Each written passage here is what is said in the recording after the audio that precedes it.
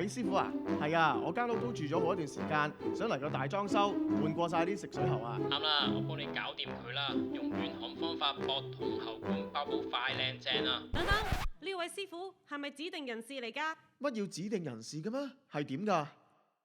用遠焊方法連接銅喉管，進行內部供水系統嘅更改或修理，唔屬於性質輕微嘅工程。根據水務設施條例第14條嘅規定，所有進行非性質輕微嘅工程，用戶或者代理人需要僱用持牌水喉匠，兼向水務監督提交申請。申請批准後，有關工程亦必須由指定人士進行。咁邊啲先算係指定人士呢？以下呢啲就係啦。原來係咁，仲有冇咩要留意㗎？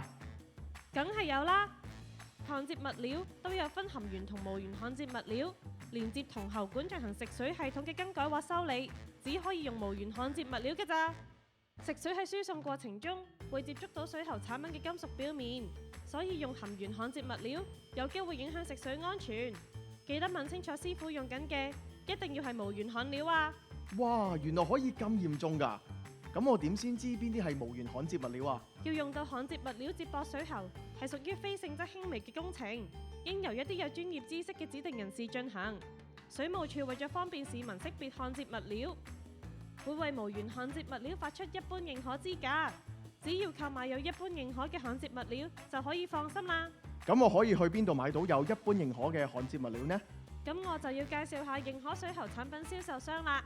水務署推出咗認可水喉產品銷售商計劃，參加咗呢個計劃嘅商店門口會貼上認可水喉產品銷售商標籤，咁就代表嗰間店鋪有出售符合水務署一般認可資格嘅水喉產品。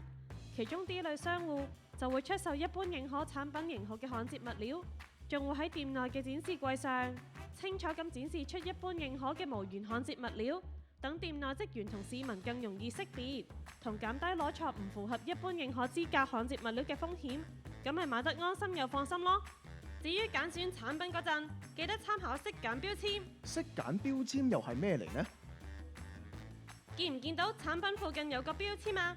除咗可以識別一般認可產品外，只要用手機掃一掃色揀標籤上嘅二維碼，就可以進入水務署網站，瀏覽更詳細嘅產品資料，例如牌子、型號、生產地、一般認可參考編號同批核有效日期等等。哦，原來係咁方便嘅，咁我都要問清楚師傅，一定要用無鉛焊接物料接駁同水喉至得。原來有咁多嘢要留意嘅，今次真係長知識啦！多謝你啊，迪色仔。焊接物料用無鉛，食水飲用先安全。